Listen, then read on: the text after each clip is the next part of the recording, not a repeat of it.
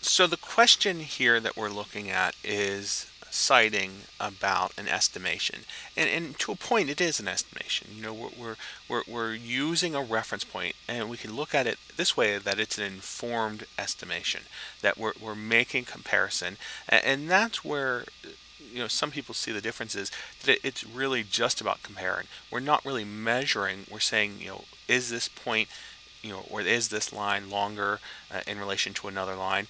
Is this point lower or higher than another point? And that's, I'm bringing up this image because it really doesn't matter what we're looking at. We can use citing to help us understand some of the differences. So, for example, if we're looking at drawing these different planes and getting the understanding of how they change as they relate to eye level. Obviously this is a perspective drawing, but the same rules still kind of apply. So if we're looking at a comparison, and I'm going to need a much smaller arrow, if we're looking at a comparison like this, do we say this height of this region this box occupies is smaller or larger than the one below here? Now, obviously, because of perspective, we should know that this top plane is going to be very thin in relation to its height, because as it gets closer to eye level, it's going to get to a point where it kind of disappears entirely. If our eye level changes to where we're looking down on an object, we can see more of the top of it. It's the same conversely if you're looking at something from below. Uh, but that comparison, that active comparison, is really what we want to focus on. We want to be able to understand, and maybe this one, I'll stick with the other images because maybe this one's a little harder to see video wise, but we want to understand how those measurements change. So for example, if we're trying to capture this in perspective, is this space, and remember we talk about looking at negative space as positive space, and we could do it in the background as well, how is it changing as we go up?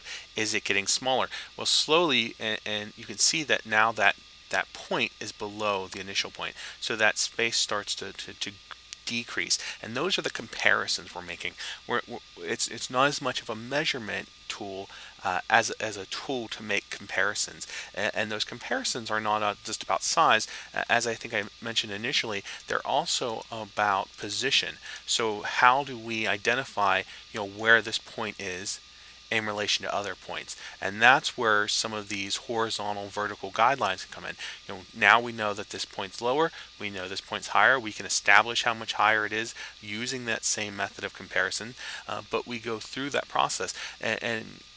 When I remember when I started to learn citing, what we did in the cafeteria of the school was we looked at the booths, and there was a row of booths, and if you angled yourself, it was just a very small sliver of what you saw, and it really pushed that act of comparison to try to get away from going towards kind of a symbolic, I think this is what the booth looks like, to really capturing what you see.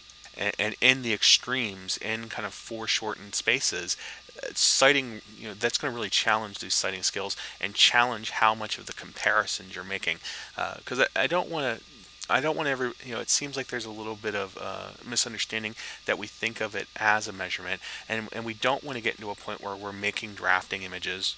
We don't want to begin breaking down something to where we're measuring, yes, this is 1.5 inches, yes, this is 4.5 inches. We want to think of this as base unit 1, this being 3 times as large as the base unit. Uh, so hopefully that starts to clarify some of those differences. But maybe instead of thinking it as measuring with your pencil, measuring with a ruler, as you may have noticed, I don't really suggest many people use the ruler. I'm suggesting that you use either a gridded viewfinder or some other drawing aid tool that really focuses you more on these comparisons. So let me know where we're at with this difference between the idea of a measurement and this act of a comparison, because I think this is going to be key to kind of moving forward with citing.